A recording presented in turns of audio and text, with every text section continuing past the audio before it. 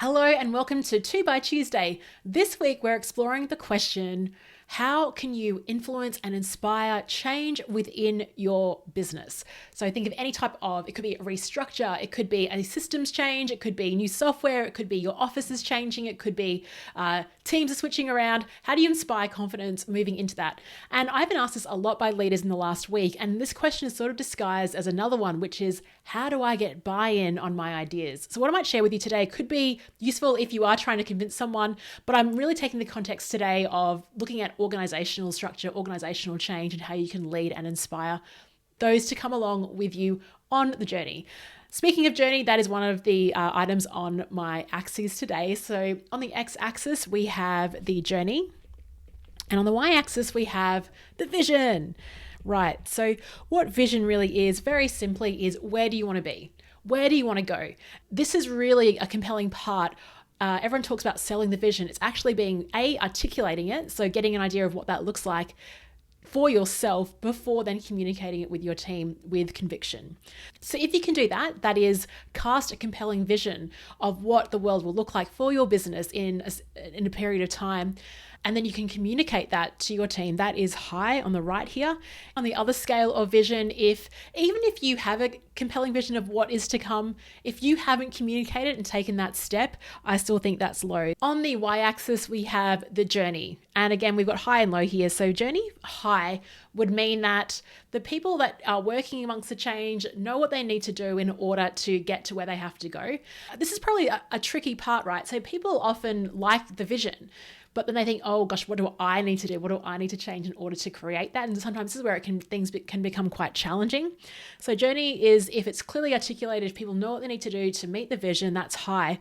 If journey is low, it means there's still some clarity to be determined on what someone or a team or department needs to do in order to meet that vision. These are the two elements: journey, high and low; vision, high and low. Now let's look at the 4 different elements as a result of having this combination of journey and vision. I'm actually going to start on the bottom right, which is you've got a clearly articulated vision, but you haven't yet mapped out the journey. And this is a new concept I've been sharing, which is actually called the pre-order concept.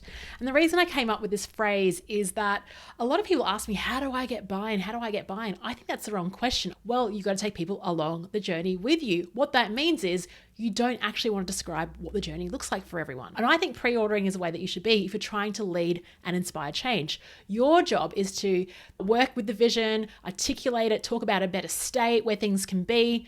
And then your job as a leader is to delegate responsibility of how people will actually get to that journey. So think of it like a GPS. You're planning the final destination, but how your team, how individuals want to get there, let them decide how they do that. That is how you bring people along. That is how you inspire change. I would actually go for the pre-order strategy. And what it requires from you is to be a little bit more vulnerable, obviously to share, like, I don't know how we're going to get there, but that's where I'm going to empower you to use your expertise, your knowledge, where you are in the business, to think about how do we actually do that. And by getting other people to consider how they will map the journey, that is the best way to get people along with you. So the pre-order strategy, interesting. Then we'll go to the top right, which is buy-in.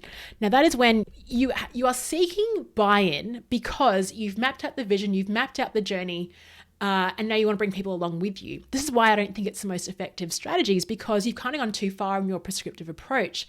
It's like someone saying to me, Leanne, this is how we're going to do it. And you're just going to deliver it. And then you think, oh, I would have liked to have been involved in that, right? You're just throwing something on me that now I just have to implement. I want to use my ideas and creativity in figuring out what that would look like.